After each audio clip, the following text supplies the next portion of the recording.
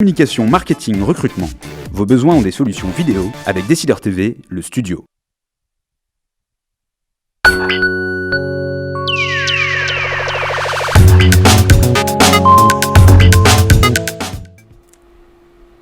Les décideurs de l'emploi, chaque mardi de 12h30 à 13h, vous en avez l'habitude, nous abordons l'emploi au sein d'une entreprise. Et aujourd'hui, j'ai le plaisir de recevoir David Sampou, directeur des ressources humaines de Nextirawan France, société européenne d'intégration de solutions télécom et informatiques. Nous aurons l'occasion de revenir sur son activité. David Sampou, bonjour. Bonjour Pierre Chavannes. Alors, vous êtes diplômé d'une maîtrise de droit des affaires et d'un master ressources humaines de Sciences Po Paris. Vous avez commencé votre carrière chez SFR où vous avez passé finalement la majorité de votre carrière, près de 14 ans je crois, avant d'être nommé au poste de DRH de Nextirawan France le 29 octobre 2012. Alors, l'année 2012 a été particulièrement sombre pour SFR, touchée par l'arrivée notamment de Free Mobile, année marquée par des pertes de clients dans toutes les activités et des vagues de licenciements. C'est pour ça que vous êtes parti, David Sampou, vous en aviez marre peut-être d'être un fossoyeur d'emploi ? Pas du tout. J'ai quitté SFR tout simplement parce que pour moi la boucle était bouclée. En effet, ça faisait 14 ans que j'étais chez SFR, que j'ai intégré dans un premier temps dans le cadre d'un stage. J'ai évolué au travers de différentes responsabilités sur différents métiers au sein du groupe et j'étais en effet dernièrement le DRH de la division réseau. Et j'ai d'ailleurs participé dans ce cadre-là à la fusion SFR 9CGTEL. 14 ans d'expérience au sein d'une seule entreprise, je pense que le temps était venu pour moi de m'ouvrir à de nouveaux horizons, de découvrir une nouvelle entreprise et finalement c'est tout simplement par rapport à un projet personnel que j'ai été amené à quitter le groupe SFR. Alors vous avez déclaré justement à votre nomination « Je suis fier de pouvoir participer aux différents projets que Nextirawan mène pour ses employés ainsi que pour le secteur des télécoms et de l'informatique ». Quelle est la vision de Nextirawan pour ses employés ? Écoutez, la vision de Nextirawan pour ses employés, c'est déjà de faire en sorte qu'on ait des collaborateurs qui s'épanouissent dans leur métier. On est dans un secteur qui est un secteur de service numérique. Nous travaillons sur l'intégration de solutions de services informatiques ou de services de télécom. Ce sont souvent des solutions complexes et la compétence technique est finalement extrêmement importante. Et donc il est important pour nous que nos collaborateurs puissent s'épanouir et qu'on puisse nous leur apporter en effet un vrai parcours et une vraie montée en compétences sur les différents domaines techniques que nous embrassons au sein de Nextirawan. Alors justement, vous l'avez évoqué un peu, sur le métier proprement dit de Nextirawan, parce que c'est vrai que c'est une entreprise qui est peu connue du grand public, ne serait-ce parce que vous travaillez exclusivement pour les entreprises, c'est ce qu'on appelle le B2B, c'est ça ? Oui, tout à fait. Alors, quel est le métier ? Vous parlez d'intégrateur de solutions télécom. En quoi cela consiste ? Alors, en effet, Nextirawan, c'est une entreprise de services numériques, plus précisément. Elle vend des produits et des services dans le domaine des télécoms et de l'informatique. Par exemple, des data centers, des réseaux IP, de la vidéoconférence, de la sécurité également. Nous travaillons, comme vous l'avez précisé, dans le B2B, c'est-à-dire que nos clients, ce sont les entreprises, ce sont les administrations, et en effet, le grand public nous connaît peu, tout simplement parce que les particuliers ne viennent pas nous acheter nos solutions. Donc, nous vendons des solutions très technique et finalement notre challenge au quotidien. Quels sont vos clients, juste un peu pour mieux comprendre Écoutez, ça peut être par exemple les établissements Legrand, ça peut être l'aviation civile, ça peut être le CHU de Calais. Alors tiens, par exemple, prenons le CHU de Calais, quelles sont les prestations que vous proposez ? En effet, prenons un exemple très concret qui sera peut-être plus parlant.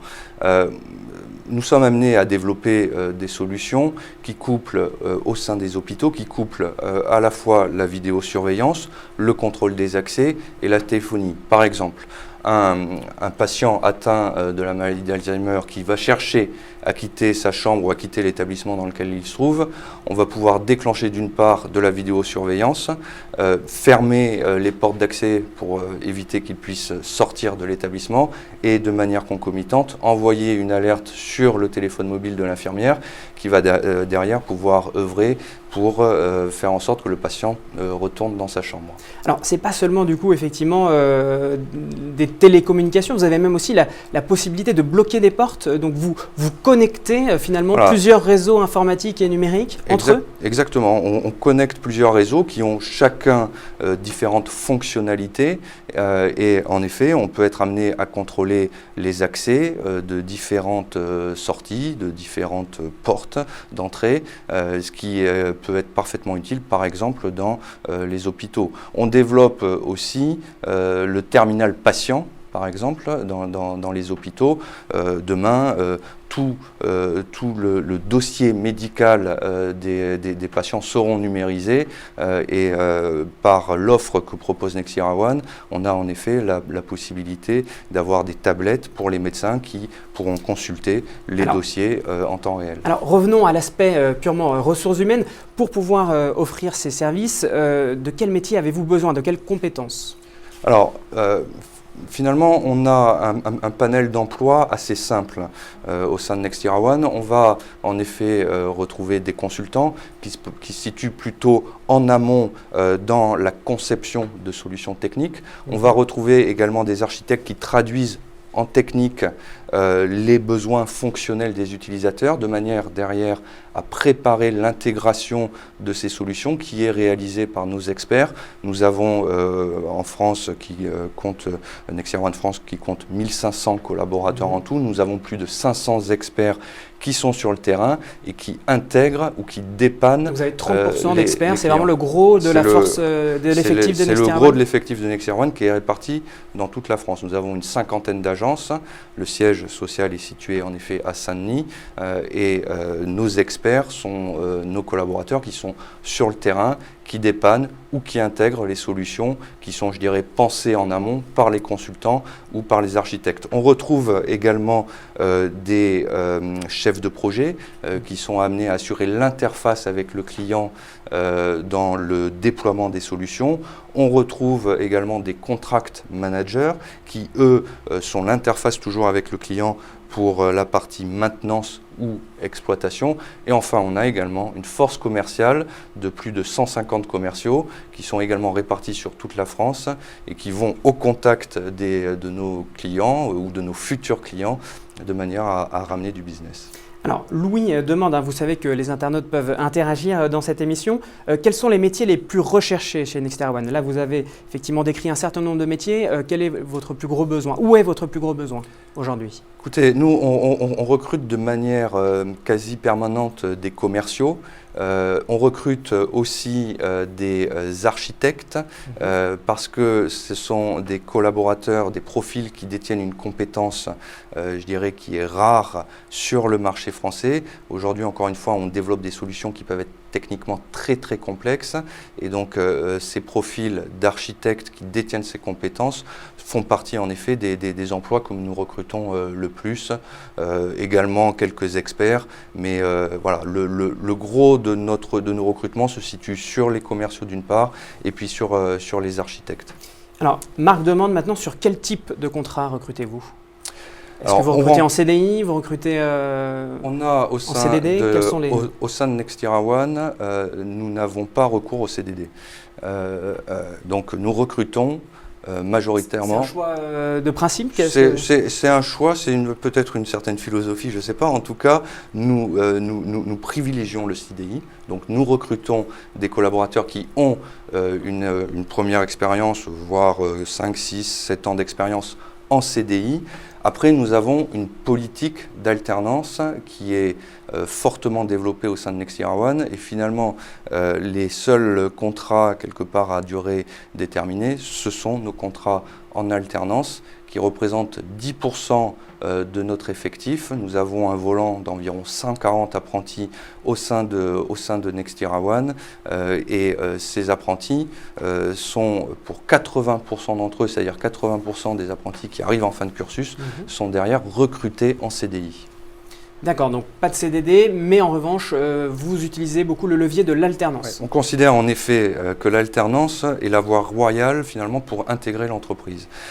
Derrière, c'est un contrat quelque part gagnant-gagnant dans le sens où pour l'entreprise, ça nous permet de former des jeunes à nos métiers, à nos méthodes de travail, à nos processus, à nos produits. Et derrière, je dirais que c'est même un gage d'avenir pour nous. Ça nous permet de préparer l'avenir. C'est finalement quelque part la colonne vertébrale du flux de compétences au sein de Next Year One, compte tenu du fait, encore une fois, qu'on est dans le secteur du numérique et que les compétences techniques sont fortes.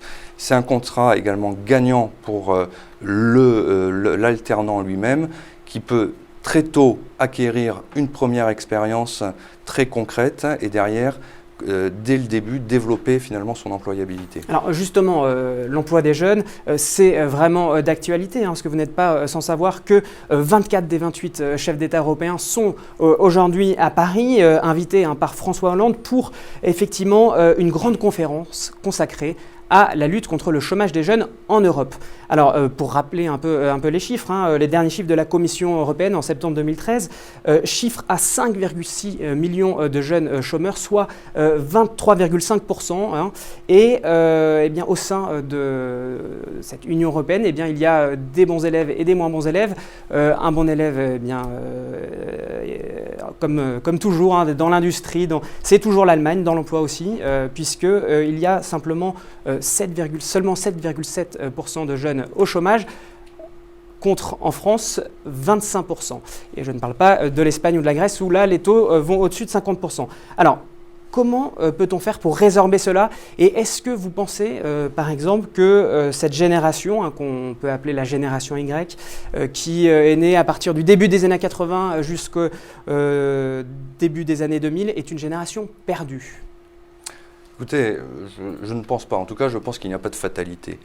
Il est vrai que le taux de chômage des jeunes en France est un taux élevé, qui est d'ailleurs un taux structurellement élevé. C'est-à-dire que ce n'est pas forcément une nouveauté aujourd'hui de constater que le chômage des jeunes est important. Il l'a été un peu moins dans des périodes de croissance, on va dire, plus favorables il y a quelques années, mais il est toujours resté sur un taux élevé.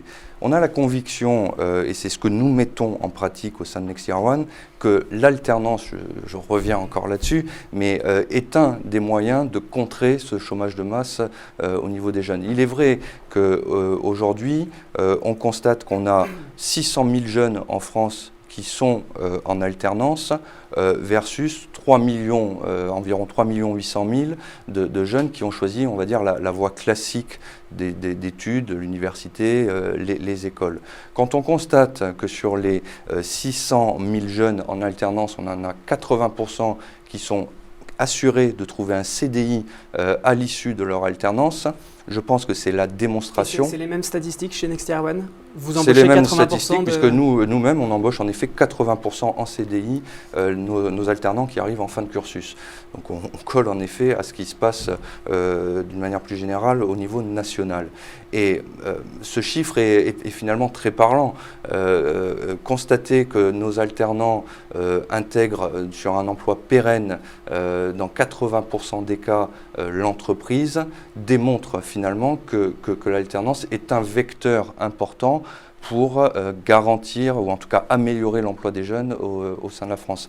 Et je pense qu'on a tout intérêt, le gouvernement cherche plutôt à promouvoir d'ailleurs l'apprentissage, mais il faudrait en effet en faire quelque part un vrai levier parce que c'est, me semble-t-il, en tout cas ce qui va permettre de résorber ce taux de chômage important. Alors Bob demande combien rémunérez-vous? Il a bien entendu que vous étiez très favorable à l'alternance, il demande combien rémunérez-vous vos alternants? Et oui, c'est une question essentielle, hein, la rémunération. Est-ce que l'alternance s'accompagne d'une paupérisation de ceux qui sont embauchés dans le cadre de ces contrats ou... Non, non, on est sur des niveaux de rémunération tels qu'ils se pratiquent, je dirais, voire peut-être très légèrement au-dessus, tels qu'ils se pratiquent sur le marché.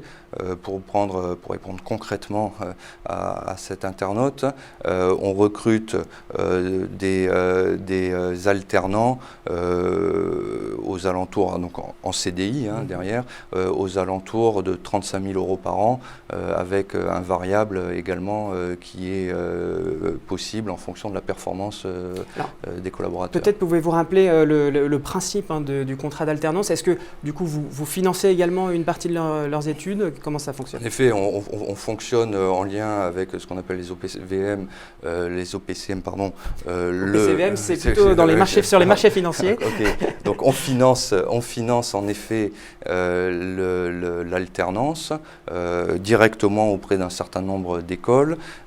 Pour prendre des exemples concrets, nous travaillons avec plus d'une dizaine d'écoles et en particulier on travaille avec l'IUT de Villetaneuse en Seine-Saint-Denis. On travaille également avec Euridis, qui est une école commerciale qui pratique l'alternance, et on est amené en effet à financer ces écoles parmi d'autres de manière à promouvoir l'apprentissage et à faire en sorte que l'équation financière de ce dispositif en effet soit pertinente. Alors, je reviens à la question de l'emploi des jeunes, cette génération Y. Est-ce que finalement, David Sampou, pour pouvoir fournir des emplois à ces jeunes, est-ce que quand on est une entreprise, le maître mot, le mot-clé, c'est l'innovation? Est-ce que c'est par l'innovation que vous allez pouvoir embaucher des jeunes? L'innovation qui est au cœur finalement de Nextira One, compte tenu de son secteur d'activité, est en effet un vrai levier d'attractivité pour d'une part les jeunes qui sont souvent en recherche d'innovation et avec une vraie volonté de pouvoir contribuer concrètement à cette innovation. Je rebondis sur votre point. Damien demande quels sont les points forts de la génération dite connectée. Voilà, on parle de génération Y, mais maintenant on parle aussi de génération C, ultra connectée, communicante, collaborative. Est-ce que vous avez cerné effectivement des attentes précises écoutez, moi, généralement, ce sont en effet de jeunes collaborateurs qui ont une vraie passion pour le monde du numérique, pour le monde des télécoms, pour le monde de l'informatique. Et ça, c'est quelque part important parce que lorsqu'on a une passion, il est beaucoup plus finalement facile de pouvoir quelque part s'adapter dans le monde de l'entreprise. Et finalement, on constate que les qualités de nos alternants, c'est une capacité rapide à comprendre, une vraie autonomie qui se développe aussi rapidement et une vraie passion qui permet là aussi de pouvoir, je vais reciter le terme, de pouvoir alimenter ou en tout cas animer le flux de compétences dans l'entreprise.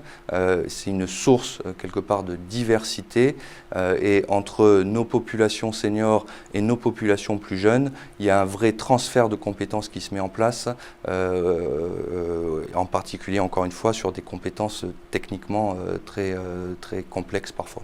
Alors justement, vous avez peut-être donné une piste. Comment vous anticipez au niveau métier l'innovation qui est donc permet de faire vivre votre société et la faire s'adapter? Comment vous l'anticipez au niveau des ressources humaines sur les évolutions métiers? Est-ce que vous avez des opérations de sensibilisation en amont auprès des écoles? Est-ce qu'effectivement dans l'entreprise, il y a un passage de témoins qui se fait entre les seniors et les juniors et réciproquement justement, peut-être pour que toute l'entreprise évolue dans le même sens?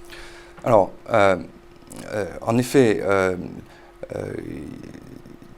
il est extrêmement important de pouvoir faire en sorte d'avoir une gestion dynamique des compétences compte tenu de l'innovation du secteur dans lequel on est. On est sur des cycles courts. La technologie évolue sur des cycles de 18 à 24 mois, ce qui nécessite de la part de l'entreprise une vraie adaptation permanente. Concrètement, ça passe par quoi? Ça passe déjà par un plan de formation important que l'on décline chaque année au sein de Next Year One, avec une volonté forte qui consiste à promouvoir la formation interne. C'est-à-dire qu'au-delà des certifications qui nous sont demandées par nos partenaires comme Cisco, Microsoft ou Alcatel, on est amené aussi à développer la formation interne de manière, encore une fois, à contribuer activement à ce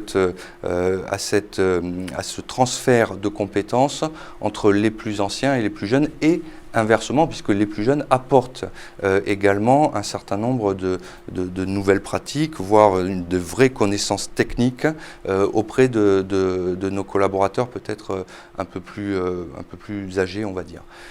Donc l'enjeu, il se situe en effet sur la formation, il se situe aussi sur finalement la contribution de nos collaborateurs au projet que nous sommes amenés à mener. C'est dans le pilotage des projets que derrière la compétence technique se matérialise concrètement et est amenée à se développer. Donc on a une vraie attention et une vraie politique de gestion finalement prévisionnelle de nos compétences, de manière à chaque fois à pouvoir en effet anticiper ces évolutions techniques. Gabriel demande quel type d'emploi, enfin quel type de formation est délivrée en priorité.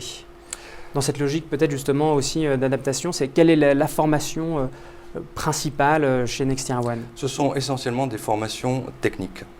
Encore une fois, on a des obligations de certification pour pouvoir vendre les produits de nos partenaires, qui sont différents, je les ai déjà cités. Donc le gros de notre investissement se situe en effet sur ces formations techniques de certification. Après, on a un investissement également important sur la conduite de projet, dans le sens où, en effet, nous travaillons de plus en plus de manière transversale. Nous avons plusieurs interlocuteurs qui peuvent intervenir sur un seul projet, un seul dossier. La compétence projet et cette capacité à travailler en mode transversal est clé au sein de Next Year One, et on a en effet de fait des modules de formation que nous déployons sur la coopération, la conduite de projet, le pilotage de projet au sein de Next Year One. Donc ça c'est pour la formation, mais au départ, les profils que vous recherchez, ce sont plutôt des profils scientifiques, j'imagine. Alors après, cela dépend des métiers. Par exemple, si on prend le métier de consultant, donc situé plus en amont, oui, et puis le métier d'expert technique, qui est vraiment, oui, le gros aussi de votre masse, de votre effectif. Oui. Quels sont les profils sur ces deux métiers ? Ce sont des profils, pour ce qui concerne en effet les architectes, ce sont des ingénieurs, généralement des ingénieurs de haute volée, compte tenu des technologies qui sont amenées à manier. Et on a également au niveau de nos experts qui, comme vous l'avez dit, en effet constituent la force principale de Next Year One, avec plus de 400 experts qui sont sur le terrain, répartis dans toute la France et qui vont intégrer les solutions auprès de nos clients, voire les dépanner ou les exploiter. Nous retrouvons des profils de niveau Bac+2, Bac+3, mais parfois aussi des profils d'ingénieurs. Et d'ailleurs, nos apprentis qui sont en école d'ingénieurs sont amenés, dans le cadre de leur intégration, à aller sur ce type de poste sur le terrain pour comprendre la réalité du terrain et comprendre les attentes des clients. Alors, autre sujet, RH, vous êtes basé à Saint-Denis, votre siège social est situé dans le département du 93, où l'on sait que le taux de chômage est plus important ici que le taux de chômage de la moyenne nationale. Est-ce que vous essayez de contribuer à l'emploi des jeunes du 93 ? Oui, en effet, le 93 est un département qui connaît maintenant depuis plusieurs années une vraie transformation, une vraie dynamique, et qui est d'ailleurs parti qui a connu de vraies difficultés il y a plusieurs années maintenant. On constate aujourd'hui qu'il y a finalement quelque part un renouveau du 93. Il n'y a qu'à voir d'ailleurs les entreprises qui viennent s'implanter à Saint-Denis. Hein. Actuellement d'ailleurs, le siège de SFR s'installe à l'heure où je vous parle à Saint-Denis, pas très loin de Nextirawan. Vous avez également la SNCF qui arrive à Saint-Denis. Il y a Orange qui est depuis maintenant quelques années également à Saint-Denis. Donc c'est un département où on constate finalement qu'il y a une vraie croissance et une vraie attractivité pour les entreprises. Alors étant installé sur place, est-ce que vous avez une obligation peut-être d'embaucher effectivement une partie de la population du département? Une obligation non. Légale, oui. Une obligation non, mais par contre on s'implique en effet dans la vie locale et on est amené à travailler avec des écoles qui sont basées à Saint-Denis, toujours dans le cadre de notre politique d'alternance. On participe également à des événements. Prochainement, vous allez avoir le 29 novembre la journée nationale des jeunes et nous allons ouvrir les portes de Nextirawan aux jeunes pour qu'ils puissent concrètement venir toucher la réalité de ce qu'est l'entreprise. On va être amené donc là, c'est-à-dire que vous proposez aux établissements donc de Seine-Saint-Denis de venir visiter votre entreprise et de leur expliquer... On ouvre nos portes et les étudiants pourront venir pour découvrir l'entreprise et charge à nous de leur... Ce sont des étudiants de quel niveau? De lycée, études supérieures? Lycée et premier niveau d'études supérieures. Donc c'est une ouverture large, dédiée aux jeunes en tout cas, qui sont en phase d'apprentissage, de manière à ce qu'ils puissent appréhender l'entreprise et à ce que nous, on puisse leur présenter nos métiers, leur présenter nos produits. Et ça, typiquement, ce sont en effet des événements qui sont importants pour nous. J'en cite un autre qui est 100 000 entrepreneurs. Nous participons activement à cet événement où des cadres de l'entreprise vont directement dans les collèges, dans les écoles, au contact des étudiants, des élèves, pour leur expliquer le monde de l'entreprise et leur expliquer encore une fois nos missions et nos produits. C'est dans ce sens-là qu'on arrive à être finalement attractif et à pouvoir essayer d'attirer peut-être dans les prochaines années, des jeunes qui rejoindront Nextirawan. Alors, vous avez dit en début de notre entretien que vous aviez, je crois, embauché 60 alternants en 2013. Par exemple, sur ces 60 alternants, combien venaient du 93 ? Sur les 60, on en a une quinzaine qui viennent du 93. D'accord. Il faut savoir que les 60 alternants se répartissent sur toute la France. Sur Île-de-France, sur cette soixantaine, nous devons en avoir entre 25 et 30 à peu près. Et sur ces 25 et 30, on a une petite quinzaine d'alternants qui sont issus du 93.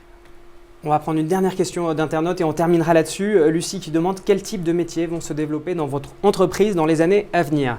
Est-ce que vous êtes capable de le dire? Est-ce que vous pouvez le dire? Les métiers qui se développeront, ce sont finalement les métiers qui existent déjà, comme les métiers d'architecte, de consultant ou d'expert, qui vont devoir suivre l'évolution technologique. Donc c'est finalement une simple et une nécessité d'adaptation de nos métiers actuels pour qu'ils puissent acquérir les compétences qui permettent de garantir l'innovation. Est-ce que vous les trouvez facilement, ces profils d'architectes? C'est des profils qui sont compliqués à trouver, hein, parce qu'ils sont très recherchés, en particulier par la concurrence. Et ce sont des profils, encore une fois, qui sont rares, parce qu'ils détiennent une vraie expertise. Et donc, ça nécessite un vrai travail de fond en termes de recrutement. Est-ce que vous pensez une école interne, du coup, peut-être, pour former directement on a déjà une école interne et encore une fois, c'est aussi notre politique d'apprentissage qui nous permet justement de former ces jeunes aux nouvelles technologies et donc derrière, ils pourront acquérir en effet l'expertise attendue qui nous permettra de mieux répondre à nos clients. Eh bien, ce sera le mot de la fin. Merci beaucoup David Sampou d'avoir répondu à mes questions et celles des internautes. On se retrouve la semaine prochaine sur le thème du portage salarial. Et oui, c'est effectivement une manière de contractualiser l'embauche qui était peut-être confidentielle il y a plusieurs années, mais qui aujourd'hui se développe et de manière transparente. Nous reviendrons donc là-dessus avec mes deux invités. À la semaine prochaine.